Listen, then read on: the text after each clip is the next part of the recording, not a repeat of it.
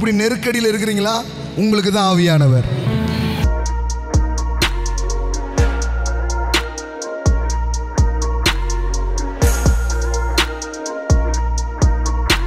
இஸ்ரவேல் மக்களால் முன்னாடியும் போக முடியல, பின்னாடியும் போக முடியல. பின்னாடி யார் இருக்கா?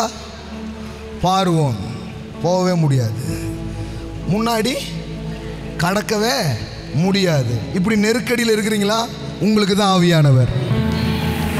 முன்னாடியும் போக முடியல பாஸ், பின்னாடியும் போக முடியல பாஸ். அப்பன்னா உங்களுக்கு ஆவியானவர் தான் பாஸ். ஆமென். அவருக்கு ஒரு பேர் இருக்குது. இயேசு அந்த பேர் அவருக்கு சொன்னார்.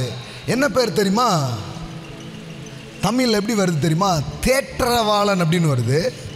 But if you read English என்ன வருது தெரியுமா? Not just comforter, helper. வேதவசனம் சொல்லுது பாருங்க, அன்றியும் ஆவியானவர் உங்கள் பலவீனங்களில் உங்களுக்கு உதவி செய்வார். அப்படின்னு அர்த்தம், நீ வீக்கா, அங்க நான் வர. ஆமா ஆமா, எல்லாம் சொல்லுங்க. பலவீனத்தில் உதவுறதுக்கு தான் அவர் வர்றார். ஆமா, நீ அவர்கிட்ட சொன்னா போதும், வரணும் ஐயா. ஏன் சக்தி பக்திலாம் ஒன்றும் இல்லையா, நீங்க வாங்க ஐயா, நீங்க வாங்க, நீங்க வாங்க.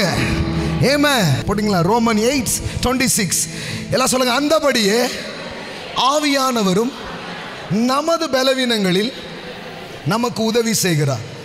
ஆவியானவர் உங்க வீக்னஸ் தெரிஞ்சா கிண்டல் அடிக்க மாட்டார், கூட நின்று ஹெல்ப் பண்ணுவார்.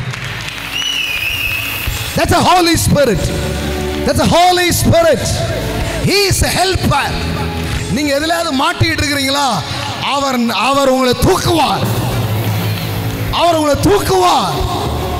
ஆமென். ஆவியானவர் எங்கே உண்டோ அங்கே விடுதலை. I speak the supernatural deliverance in your life. Amen.